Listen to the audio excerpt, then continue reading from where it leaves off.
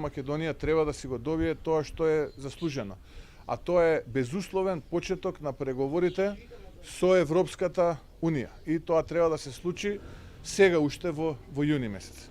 Ако мене ме прашувате, ние тоа сме го заслужиле, премногу жртви, премногу понижување, омаловажувања, истрпевме овие 30 години независност и тоа го заслуживме и треба преговорите веднаш сега во јуни да почнат. И тоа треба да му биде јасно на секој еден политичар во Брисел, во администрацијата, но и оние кои што се дел од Европскиот совет. Тоа го очекувам да се случи уште сега во јуни.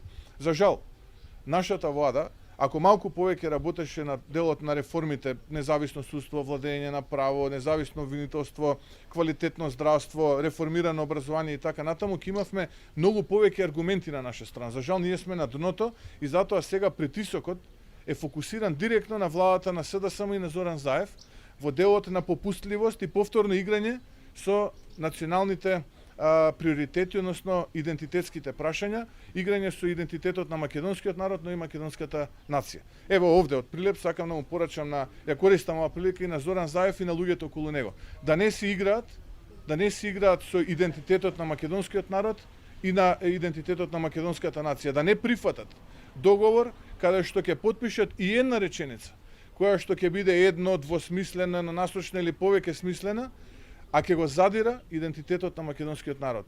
Владата идна на ВМРО-ДПМН нема намера тој договор да го почитува, ова е порака и до бугарските власти, нема намера тој договор да го почитува, еднострано ќе го напушти, без разлика на политичките реперкусии кон мене лично и кон ВМРО-ДПМН и владата идна на ВМРО-ДПМН. Немаме намера да отстапиме дополнителни национални концесии. Доволно понижување истрпе овој народ и ова нација и овие граѓани. Веднаш дата, уште во јуни треба да се случи и јас апелирам до европските политичари тоа што го ветија тоа да го испорачат.